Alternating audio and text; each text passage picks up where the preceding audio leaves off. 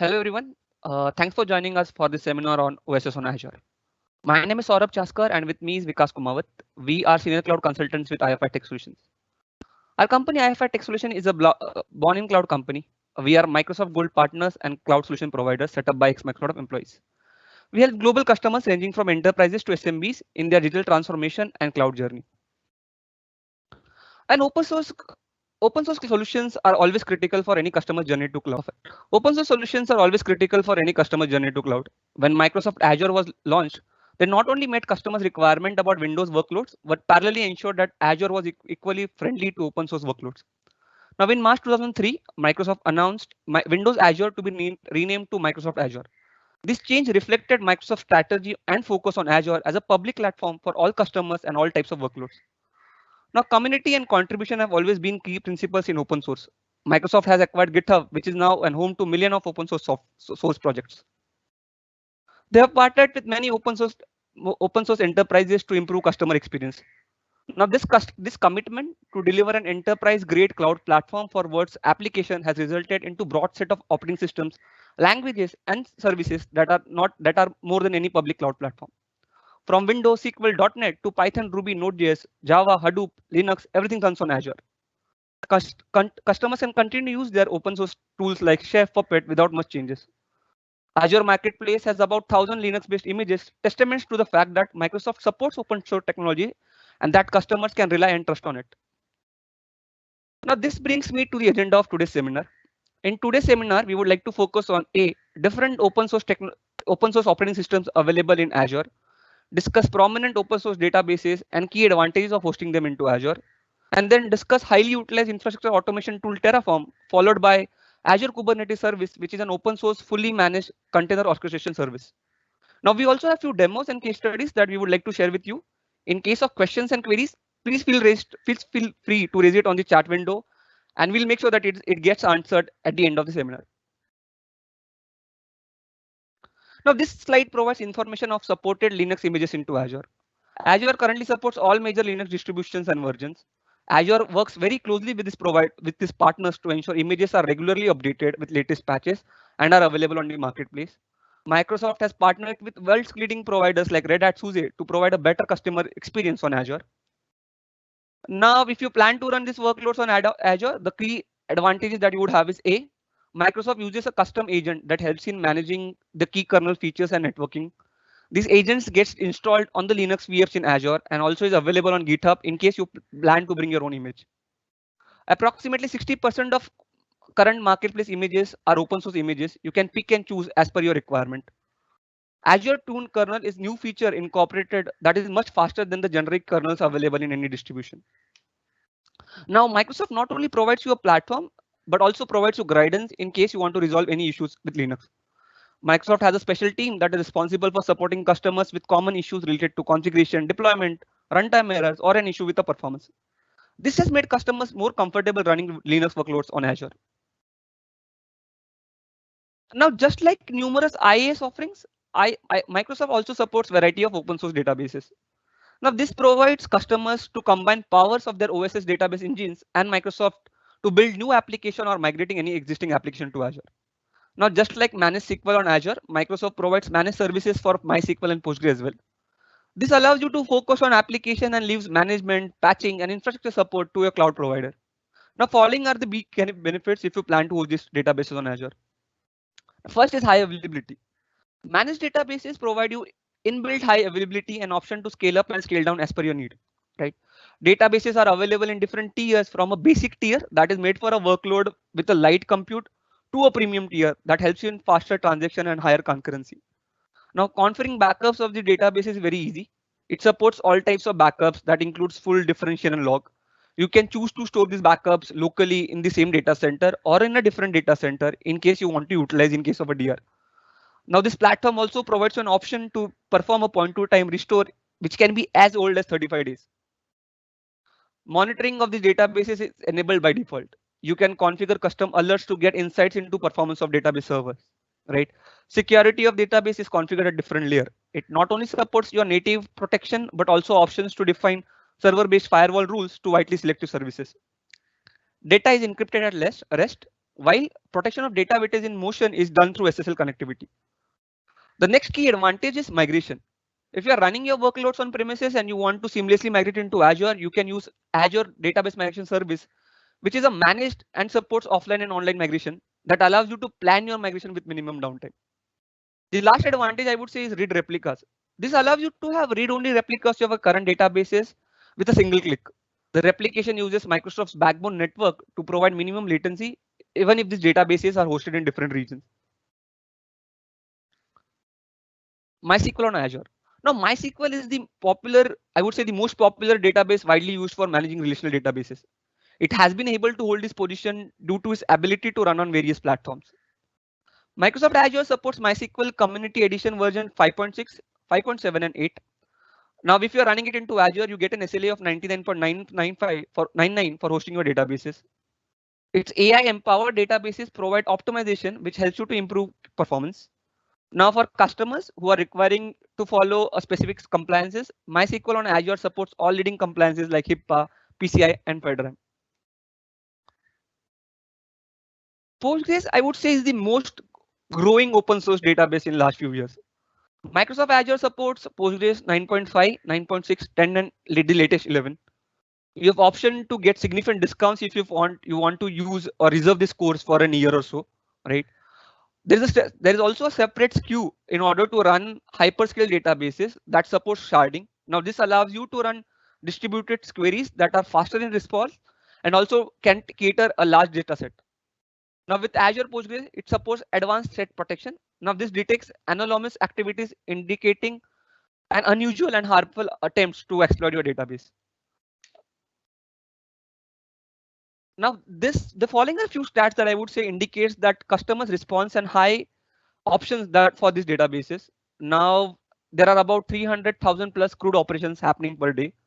About I would say 100,000 nodes that are under management. 3 million plus databases that are under management. 300 billion plus requests for these databases that happen per day. Right. Now that we have understood how advantageous it would be if you migrate it to Azure, I would like to showcase a few demo to showcase how easy it is to create a Linux server on Azure and how easy it is to create a PostgreSQL database. I hope you can see my screen.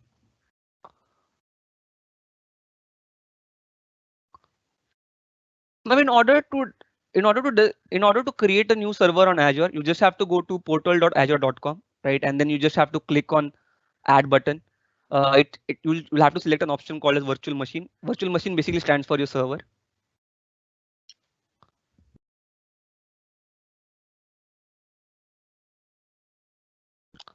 The moment you do that, you will have to define something called as a resource group, which is a logical container for your resources. For this demo, I had created a resource group called as demo RG. Then I supply the name of my Linux VM, right? I'll say my Linux VM 2.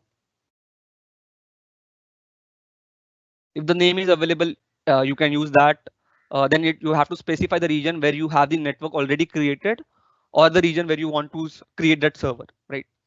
And then comes the important part wherein you are able to browse all the available images that are available on cloud. What you can also do is you can create your own image if you want to reuse many times, right?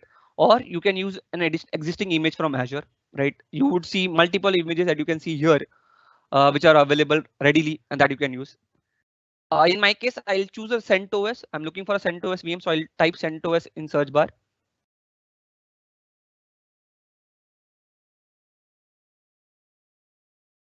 And it will show me all the available CentOS images that are distributed by different publishers.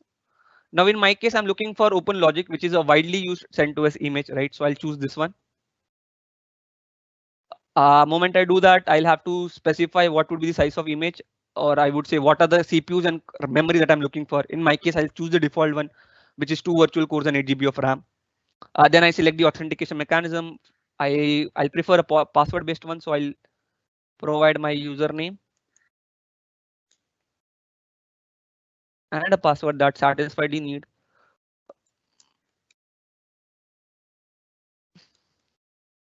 Right. Next, you choose the database. I would say the size of your server, the storage size of the server. In my case, I'll choose HDD, and then an HDD disk of 64 is good for me. And then I go to networking, and in networking, I'll choose the virtual network wherein I want to define, I want this VM to be created. So in my case, a demo VNet was already created. Also, I'll choose that. And that's it, right? Once you are done, the public IP that you see here would be the endpoint that you would choose in order to have access to the server. Microsoft verifies if the form was filled correctly and if you had provided all the necessary information. Once the validation is over, you get the option to click create. So that's it, right? Creating the server might take a minute, I would say 2 to 4 minutes. So I'll just leave this here and then I'll start creating my PostgreSQL database simultaneously. Now for Postgres, I'll go to home or I would go to the search bar and type Azure Postgre.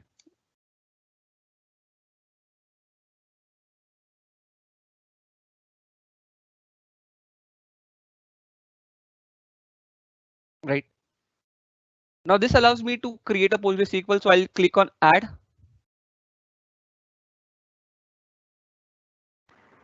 Hey, Vivol, are you able to see my screen? Yeah. Okay, perfect. Okay. Yeah, I'll just create. I would say that, as I said, there were two options. One is if you go for sharding in case you have a very high data set, or if you want to go for a single server, right, which is made for utilization that is more to basic to a premium tier. So I'll choose a single server here. So I click here, press on create.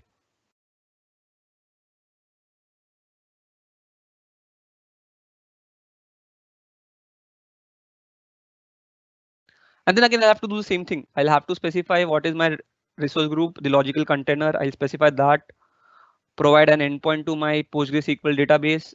So say if the name is readily available, it is chosen. And then what I get an option to choose the version of it as well. So I'll choose 9.6 in this case. And then specify the size of my PostgreSQL database server, right? So if I'm looking for a general purpose, I'll choose say a 4 core 100 GB of RAM. That is fine. If you're looking for a better option, you can get these types 3 options. One is basic, one is general purpose, and then the memory optimized, as I said. Then you get option wherein you can decide the retention period. You can choose to go up to 35 days, as I said. Now backups can be stored locally or geo redundant. It's up to you, right? And then I click OK on here. And then again, same thing. I have to provide a username password as well.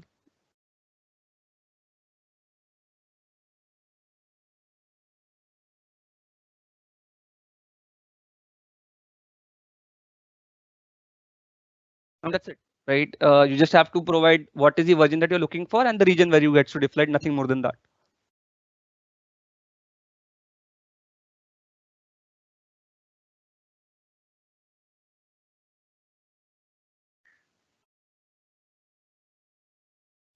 Now this might take some time. I would say it would take at least 2 to 4 minutes. So what I had already done is I had already created a PostgreSQL database in advance. So I'll show that.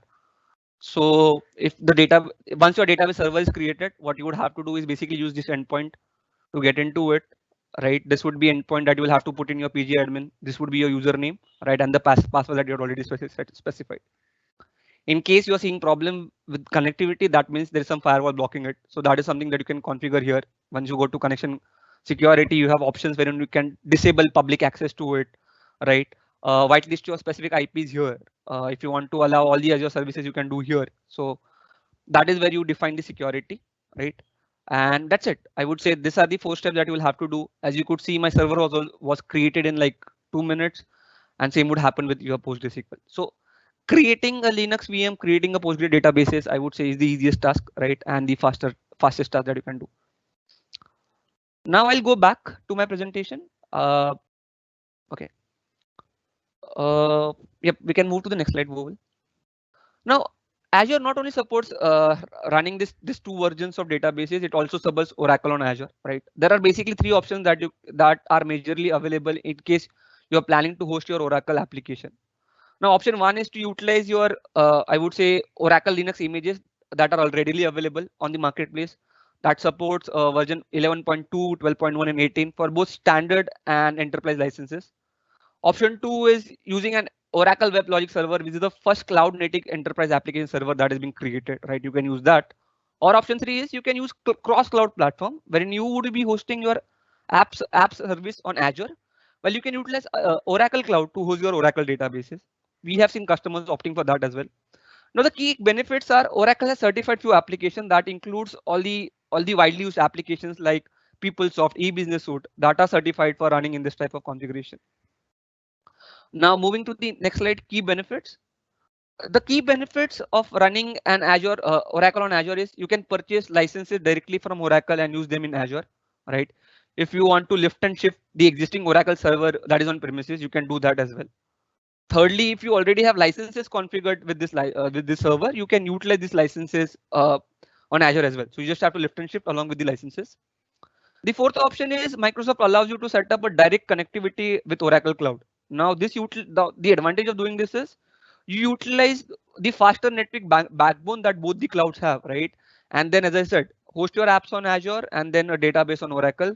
The latency, you won't observe any latency. So that is also a widely used, I would say, a key advantage that we talk about Oracle and cloud collaboration. Next slide. Now, this brings me to the case study around a very good migration that we did for our customers. Now, we have been helping customers in utilizing OSS on Azure, but I would like to discuss this one particularly. This is regarding a large migration that we did for a fintech company. Now, for them, most of the applications were hosted on Ubuntu and CentOS distribution. They were using PostgreSQL for their backend databases. They were very frustrated with the poor performance and aging hardware, and the management of these databases was, had become a headache for them. Now, since it was a legacy application, they were looking for a solution that would help them to move it to cloud faster, but also had to make sure that the amount of changes were very less. Now, that is where we helped them with a lift and shift migration, since Azure has ASR, which supports lift and shift migration of Linux databases, or I would say Linux workloads. And thirdly, since the images were already supported on Azure, we were able to bring them faster to cloud. For their databases, we utilize Azure Postgre Managed Database. We utilize DMS for this migration, which ensured the production downtime that they had was very minimum. Now that they have moved to cloud, they are seeing much better performance and a very uptime compared to their on-premises. Yeah, Vowel, we can move to the next slide. Now I would say major advantage if you're talking about cloud is the ability to create and destroy resources on demand. Now, in order to do that, you use something called as infrastructure as a code. Infrastructure as a code allows you to write and execute and automate updating the infrastructure safely and efficiently. Terraform is one very good open source tool that allows you to automate your infrastructure deployment. It uses its own specific domain specific language that can run on multiple cloud. Now, if I had to define a workflow of workflow of Terraform, right? You can move to the next slide. It can be divided into, I would say, 4 key phases. First you start authoring your Terraform script with the scope of resources to be deployed. You then run the script, which gets initialized with the configuration files, downloading key cloud plugins. So for Azure, they have a separate plugin which helps you to deploy resources faster, right? You can do that. Thirdly, before running the script, it allows you to see what is the changes that it would do to your resources. What are the resources that would get created? What are the resources just can be destroyed in minutes, right? Terraform also gets integrated with your DevOps pipeline. So this reduces the further time of provisioning your infrastructure into cloud, right? Now, I would like to discuss a very key case study, right? If you can move to next slide. So we were able to implement infrastructure automation for a top 10 ITSM company that was struggling with creating identical and faster infrastructure, since they had to create, I would say, a dedicated infrastructure for each of their client. Now the modern application architecture has increased the challenge for them, and they were looking for an opportunity to automate the entire process. Now that is where we helped them implement Terraform. We were able to reduce their onboarding time at least by 50% or 50%. The minimum manual, so the manual configuration that was required was minimum, and then that also increased the decreased the amount of errors. So that led to an overall improvement in their overall business process. Now I would like to demonstrate how easy it is to use Terraform, and I'd like to hand it over to Vikas to do the further presentation and also then explain AKS. Over to you, Vikas. Okay, thanks, Saurabh. Okay, I hope everyone can hear me, and if someone can just post a message in the QA to make sure, yeah, I'm audible. Now I'll share my screen to show you how easy it is to use in Terraform and deploy the resources with Azure.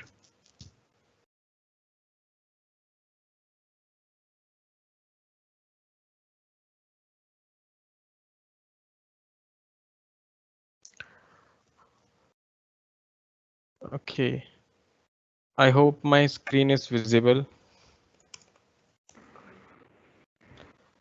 Yes, Vikas, it is. Okay, great. Thanks all. So now I'm switched to Visual Studio Code. Okay, this is the ID that you can use the write the code for Terraform, right? Terraform uses its own proprietary language. It's in called HCL HashiCorp language. And the good part of the Terraform, as sort of talked about, you can use across the board, right? If you are already using AWS and if you are looking for a multi-cloud strategy, right? And if you are also looking to automate your infrastructure deployment at the same time, you can definitely use. And Terraform, I believe that's the only tool that you can really use to deploy the multi-cloud, to perform the multi-cloud deployments. Right? If you have VMware, you can still use that. If you're Alibaba, you are using GCP, you can use this tool to deploy infrastructure and automate the infrastructure deployment. If you just look at the screen, right, I have a few sample code. This is to deploy an uh, MySQL server, right, in Azure. Right. These are just few lines I have defined.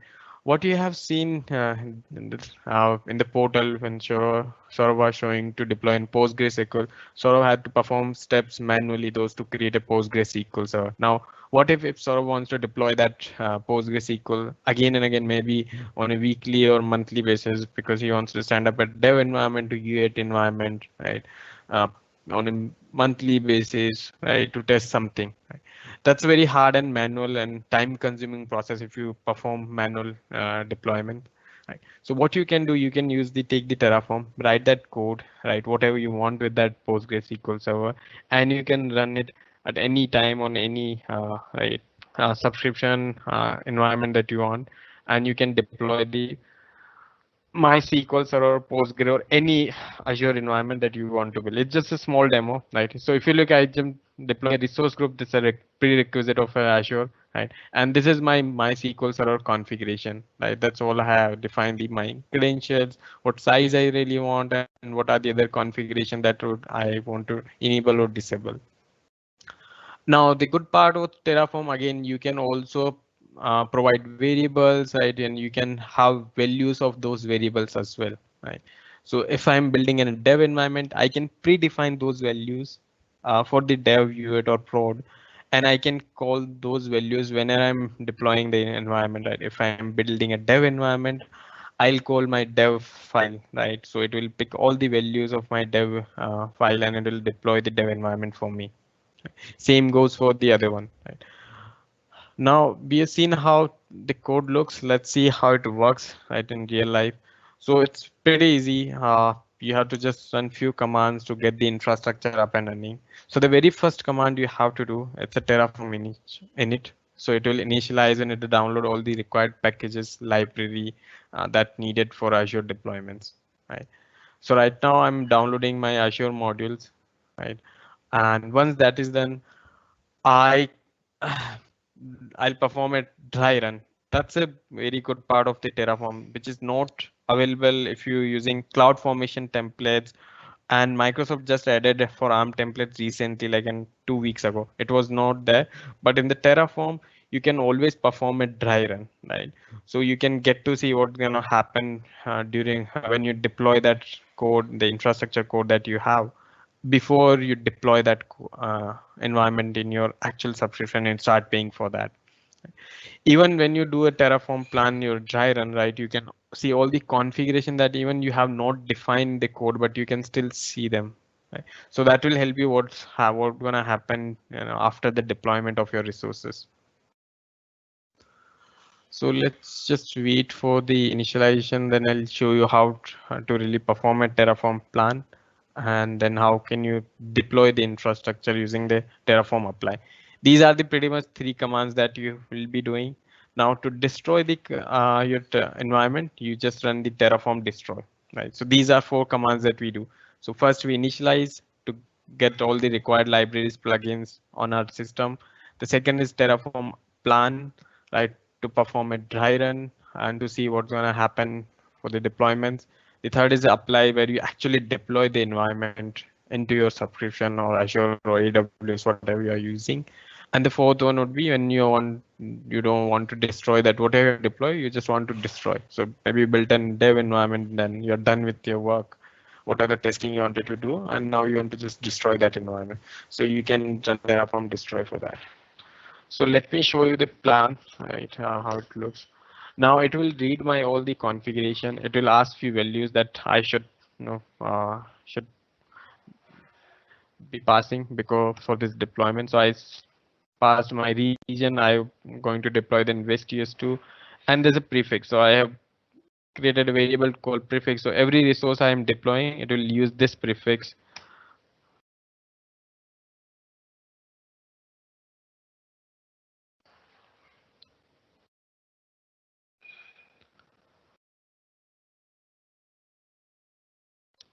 Now, so meanwhile it's performing that plan, I also talked about the state, right? So Terraform state. Now multiple teams are working on, multiple members of your operations team are working on Terraform, right? How do you make sure you're not deleting or making changes accidentally? So for that, Terraform has something called Terraform states, right? Every time, whenever you change it, that state files on it, maybe a central location, could be your S3 bucket, could be your storage account, right? Or could be in a Terraform cloud where you can store. And so everyone, if someone else is destroying or making change your dev prod environment, they'll get to know what they are really making, what are the changes they are really making into the environment. Now this is the Terraform output of Terraform plan, right? I can see what's going to happen with this Terraform plan and the code I have, right? So it is going to deploy my SQL server, right? With autogray enabled, and backup retention is 7 days. If you compare with my actual code, even there are some values that I did not define in the configuration, but I can still see those configuration because it's picking up those default values for those configuration, right? So I can actually see what's gonna happen. Now, once this is done, right, I can see, okay, I'm creating 2 resources. I'm not changing any resource. Also, I'm not destroying any resource. I can just simply hit Terraform apply to deploy the resources. So let me pass those values again.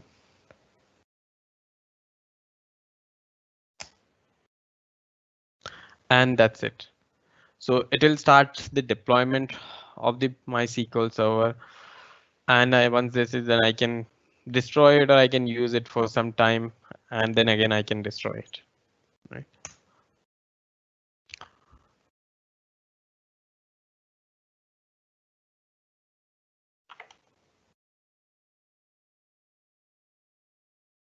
Okay. So you can see it started creating the deployments, right? It starting showing me, okay, where it's gonna deploying that resource, my subscription ID and the resource group, right? So the resource group, you can see that, okay, this is the prefix and it is using this addition dash MySQL dash resources. So you can see that this was my prefix and this is the name of my entire resource group.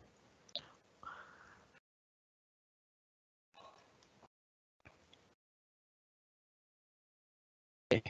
Now let's move to the Kubernetes, right? It will take some time to deploy the resource. Again, it will take few minutes for the deployments.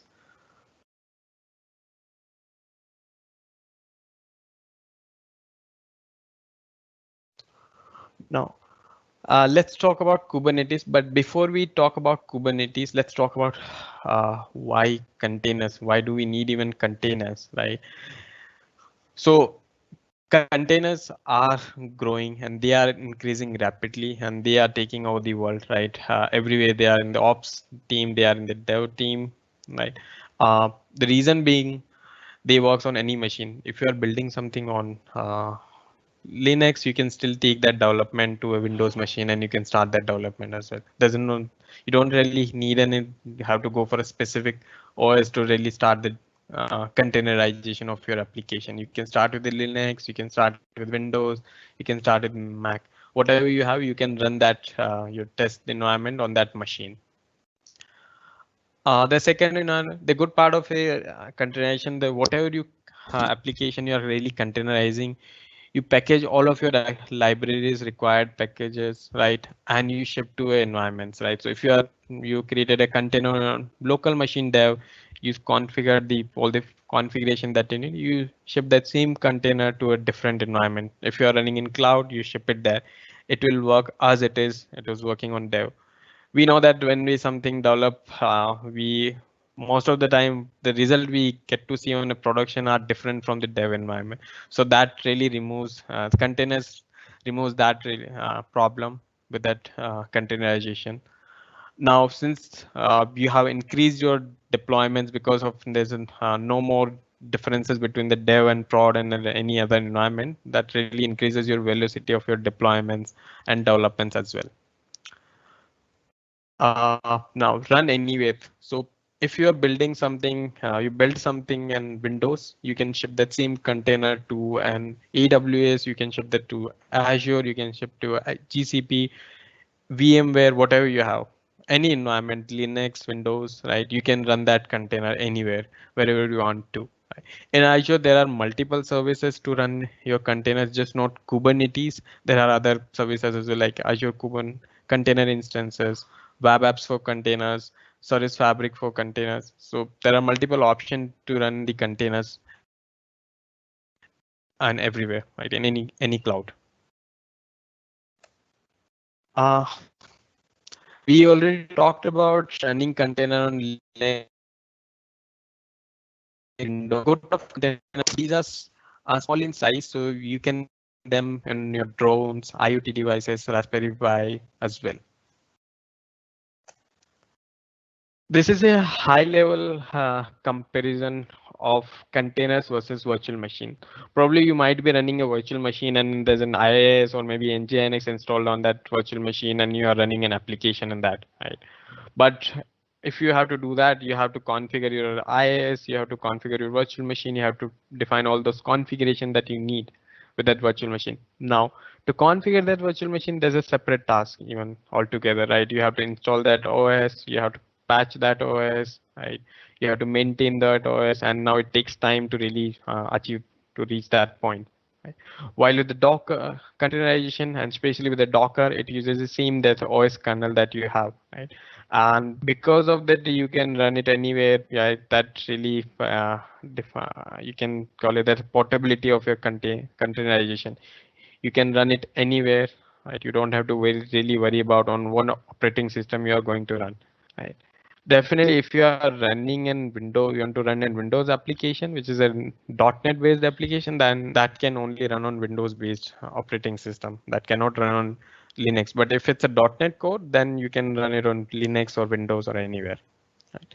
Now, these are small in size. Because of that, you can scale faster than the virtual machines, because virtual machine takes time to boot up and to start all these services, while container is very small in size, so they can really scale from 10 to 1,000 in few seconds or few minutes, while virtual machine will take at least few minutes to start and boot up. Now we talked about why containers. Now, when you start really using containers, you need an orchestration, right?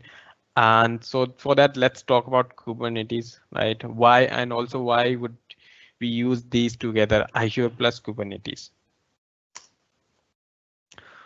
First, let's understand why Kubernetes. So there are multiple orchestration tools available in the market, but Kubernetes has won the container orchestration battle. It is the container orchestration that everyone has broadly aligned on.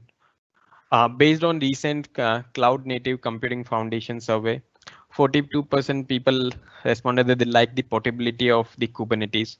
You cannot actually just copy your application. You can copy the configuration as well. So if you are running on VMware, you can run it on GCP or on premises or Azure as well. Right? It's the same Kubernetes configuration that you have built on premises.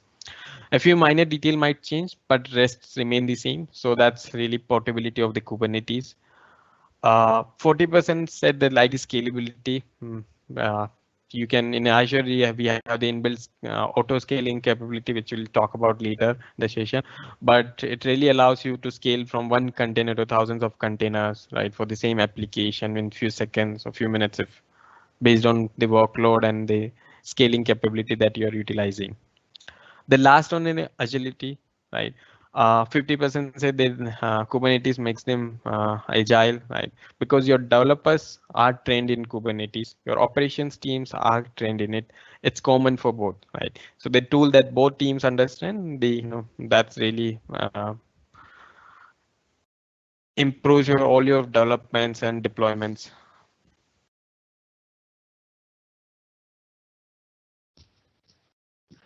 Okay, so we understood why really Kubernetes. Now let's talk about why Azure, why you should be running your Kubernetes workload on Azure, right? So well, Microsoft made it very easy to get started with Kubernetes. You just need to do a couple of clicks, couple of commands, and you have cluster up and running, just like you saw with the MySQL or PostgreSQL server, right? So it's that easy to really stand up a Kubernetes cluster in Azure. That really allows you to accelerate your development and deployment times of your teams. Azure has a fully managed Kubernetes. We'll talk about the comparison right in the next slide, but it is fully managed Kubernetes for managing all of your container application. You can easily provision a Kubernetes cluster using Azure CLI, right? If you're a fan of CLI command, bash scripting, right? You can use that. If you like Azure portal that you've seen in the session, you can use that. If you prefer to use a code tools like Terraform that we saw previously, or maybe ARM templates, you can still use that to stand up your Kubernetes cluster. You can work with how you really want to work with Kubernetes. Again, Kubernetes uses the native Kubernetes tool. AKS uses Azure Kubernetes service uses native Kubernetes tool like tool KTS. So you don't have to learn any new tools if you are already familiar with Kubernetes. If you want to start using Azure Kubernetes, you can still use those tools that you've been using for existing Kubernetes plus. Now, this is a like comparison. What if you are building your own cluster, and what if you go for a managed Kubernetes on Azure, right? So you can see the comparison. Most of the parts, right? It's taken care of the Microsoft. And now Kubernetes is an open source project, right? You can grab bits and you can build your own cluster. But again, you have to do a lot of manual work like managing and maintaining, creating clusters. So well, for that, Microsoft made it managed Kubernetes cluster. So you can use that. You still have to manage your containerization or application, your CI/CD. You have to still take care of that. But rest of the part is managed and you don't have to really worry about that. Also, we in the last webinar, we talked about Azure DevOps. Azure DevOps is very well can integrate with Kubernetes for your CI/CD, even if you are using GitHub. So you can use GitHub Actions as well with the Kubernetes too for the CI/CD. Now, with the managed Kubernetes, there's a one more thing. So all of this managed part that Microsoft is really managing for you, you really don't have to pay for that. Microsoft is not charging for anything for that, for the managed Kubernetes cluster. You only get charged for your application and the worker nodes that you are running your applications. Right. So the master nodes, it's free in Azure Kubernetes service. We'll talk about that later as well. But that's a part of the deal, right? You don't have to really pay for it, or you're not paying any additional if Microsoft is maintaining or managing your cluster. These are the some elements of orchestration that any orchestration that you want to use for the distributed or microservices application should have those, and Kubernetes definitely have these. Like if you want to scheduling your jobs, you can do that. You can create affinity groups. You can do that. Monitoring it's an inbuilt capability in Azure with Kubernetes as well with EKs. While there's an inbuilt, you can use Prometheus as well with Kubernetes if you want to do that. Failure, if your service fails or application fails, it can stand up a new instance of your application. Scaling, networking, service discovery, and coordinated app upgrades. Right?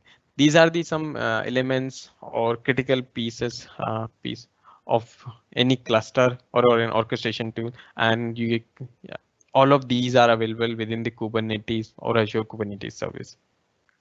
Some of the capabilities Microsoft has a built-in out-of-the-box solution, so you don't have to go or buy a third-party solution for that. And the rest of these open source, we'll talk about those later as well. Screen and the architecture, right, that you're seeing on your screen. This is what it looks like if you're building your own cluster, right? You have to set up your VMs, you have to install Kubernetes cluster, you have to maintain all that networking, you have to define those networking. Uh, Now Masternode is not managed by it is something that you have to manage. You have to take care of your databases and snapshots of your databases. Because if you lose your cluster, right, you still want to restore that. So you need to maintain that as well. You need to perform, and to perform all of these, you again need to have someone in specialized skill set, right, to maintain your Kubernetes cluster. Right. Now, look at this architecture, then we'll show you how what is the really actual different between DIY cluster and the managed cluster. Okay. Now, if you look at the AKS architecture, right, your control plane, which is your master node, is managed by Azure, right? You don't have to really you don't have to worry about those anything. While your VMs where you're running your application, right, that's where you only pay for those also, right? You're not paying this managed control plane anymore, and it's not in shared control plane. Okay, it's not that it's being shared with the multiple customer. If you are standing up your own cluster, then it's only for you. It's not a multi-tenant, it's single tenant control plane with each cluster. Now, since it's a managed use, so you don't have to worry about the upgrades or updates of your VMs as well, worker nodes, Kubernetes. Maybe you stand up with a 1.6 and tomorrow there's 1.7. So there's just a one command that you have to run from upgrade version 1.6 to 1.7. So it's that easy if you go with the managed cluster, and as well as you remove all the headache of managing and maintaining the master node or control plane. Now we talked about why Kubernetes. Why Kubernetes on Azure, right, as well, and why containerization. Now let's talk about if you are running your application or business application in Azure Kubernetes service or AKS, what is the availability that you get, right? So this is the availability for your master node or control plane. This is not for your worker node, which is actually running your application. Okay, so by default, you get 99%, 99.5 SLO, not SLA, but again 99.5 SLO is free, right? So for control plane or master node, you are getting this SLO without any cost. Now, this SLO is not the reason because of this SLO, not SLA, because this is not financially backed. So you're not paying anything for this, right? So that's the reason it's an SLO. Now, what happens if your master is down, right? Because now it's a managed cluster, it's free, you're not paying for that. You won't be able to perform any operations, but your application is still not impacted. Your application is still up and running. They are not impacted at all. Okay, and you don't have to worry about your application downtime or outages. Right? It's just a master node or the control plane is not available if the SLO is not met. Right? But for rest, 0.5%, right? If you want to get there and if you want to get an SLA, then there's a premium SKU available. So you can add those. Those are add-on. This is an add-on package that you can buy that and you can get an SLA for your master node as well.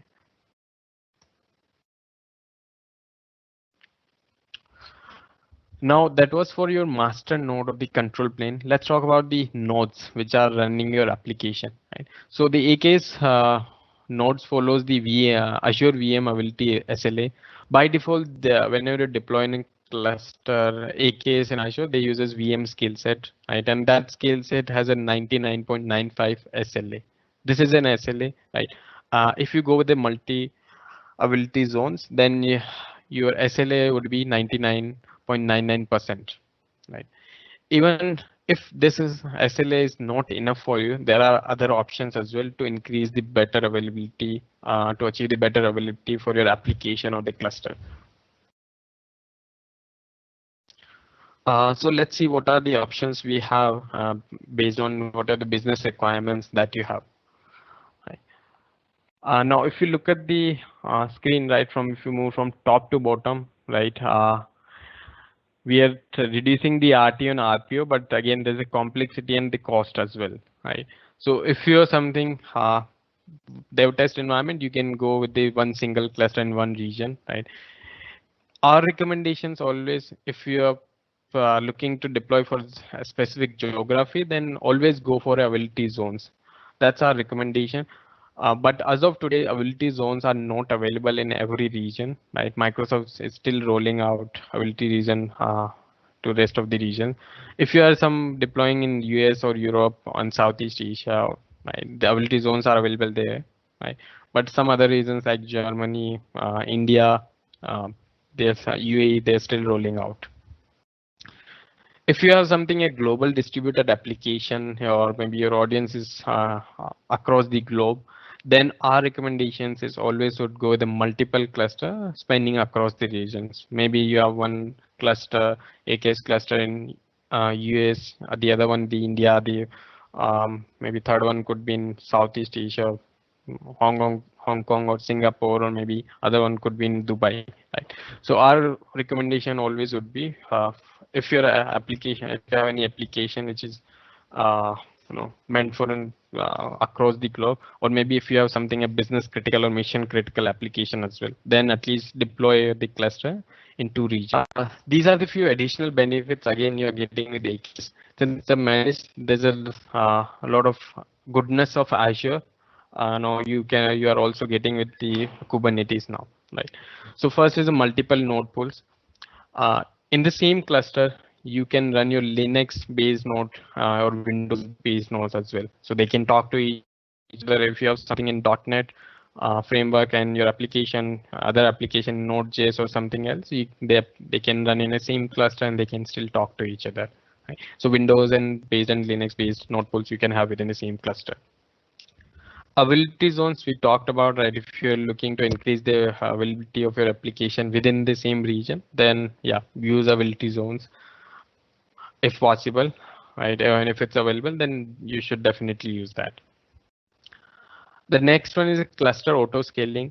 AKS has an inbuilt auto scaling capability as well, right? So whenever there's a workload, there's a high usage or there's an unexpected spike in your application, uh, it will scale up bay and it will add more compute power to your existing cluster. So you really don't have to worry about spending extra money to set up extra VM before that spike. Right?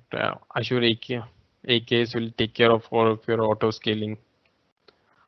Next one is managed identities. Now it's a part of the Azure service. It can integrate very well with the Azure AD as well for your all the credentials or RBAC, right? So if let's say you are using Postgre or MySQL, right, and you have application running in AKS, in that case you can use managed identity, and these two services can talk to each other.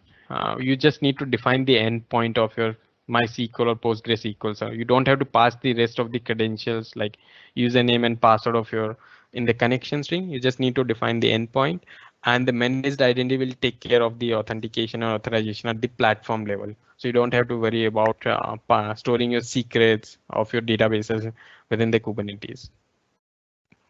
The next one is port security, right? So you might have some application that one application should not talk to each other, but you still want to have one cluster, maybe due to you want something in cost effective, right? So you can define port securities so the application running in the same cluster can't talk to each other. Next one is the API server access whitelisting. So this is for the master node or the control plane, right? If you want to allow the access of that control plane from a specific IP or specific account, then you can use this feature for the whitelisting. So this is additional security that you can put in place. Though by default, always your for kube control, you need that kube config file to access the cluster.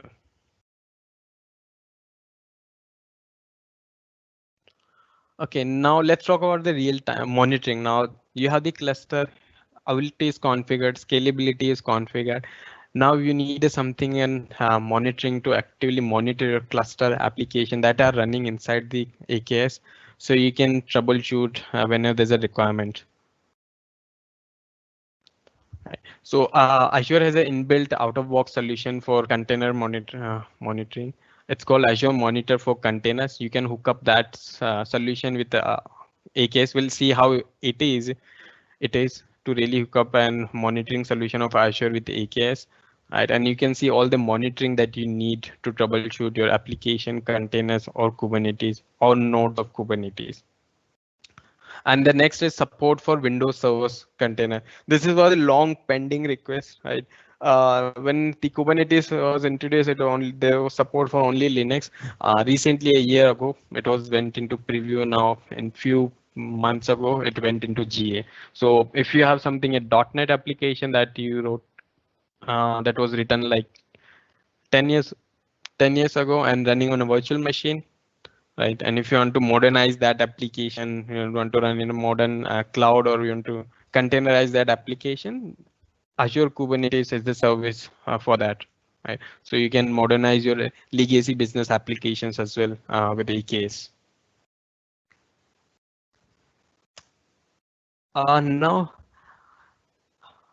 let's see a demo of Kubernetes AKS, how easy it is to deploy a AKS cluster in Azure. While if you build your own cluster, that will take hours to configure that cluster, standing up all the virtual machine and creating a cluster, setting up all the required nodes, networking. While in Azure, there are only few clicks and commands you need to run to configure your AKS. So I'm in the Azure portal now. I hope you can see that. And to create a cluster, what I need to do, I just go to create a resource and look for Kubernetes.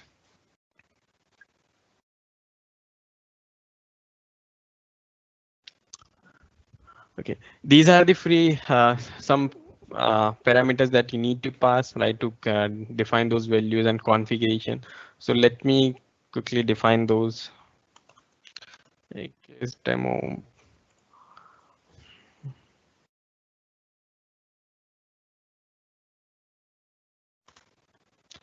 Okay, I defined my name of the cluster. Now I can select the region where I really want to deploy this cluster. So I'm going for West US2 now, and you can select what the Kubernetes version that you want. So by default, it's for 1.16.10, right? But there are a few other options as well.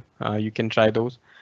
Here I can define the size of node, right? Since it's in cloud, you have tons of option to select the compute power that you need. If you need a GPU based, if you're doing some machine learning and training, or maybe some transcoding, their GPU based workload are also available. If you're looking for an HPC workload, again, there's in sizes are available. So you can select from these, and you can define how many nodes that you want, the virtual machine that you want to run on or application. So I'm going for 3 by the default option. Now here we talked about node pools, right? So by default it's Linux, but if you want to add a Windows, then you can add the Windows pool as well, and you can define the size you want. Okay, let me change that.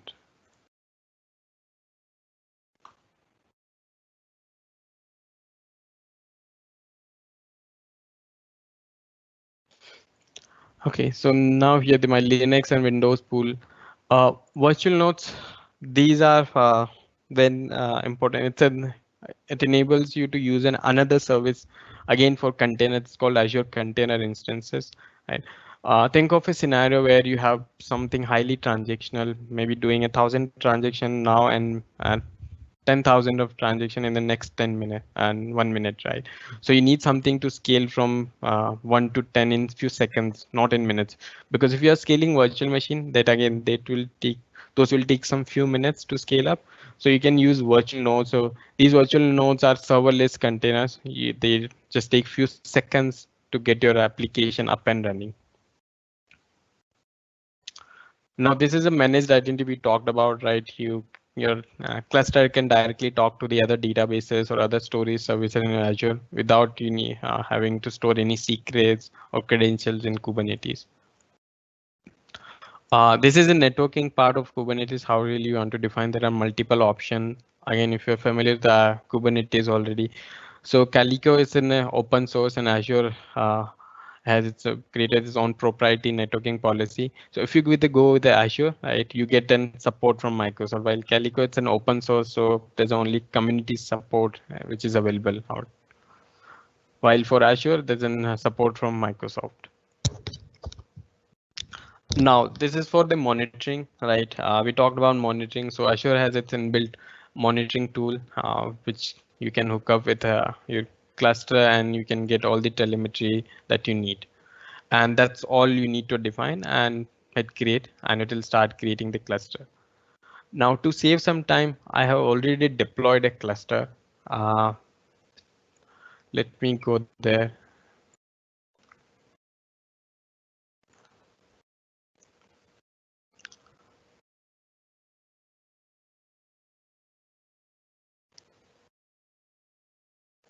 So this is the cluster. This is how it looks like once it's up and running. Now, all of these things you can see in the upgrade you want to perform. You can see node pools. You can perform your scaling manually or auto scaling, depends on how you really want to. And especially the insight. This is the monitoring part which you're getting out of the box. You really don't have to worry about buying or integrating any third-party tools here. Right? So, because we had one very good question from Mm-hmm. Vivek. He said that why do we have to deploy containers in two different instances? So why can't I use a one node, and why I have to use two nodes, right? So would you like to explain that the advantages of using availability set and availability zone, to make sure that you get the SLA? Right. Okay. So for that, Vivek, the reason of we recommend at least two, because these are again a virtual machine, right? And running an operating system, maybe Windows or Linux, and an operating system can crash at any time, right? And to get that SLA, right, the 99.95 or 99.99, it's and to qualify that, you need to have at least two nodes, and to achieve that and qualify for the SLA. That's the reason.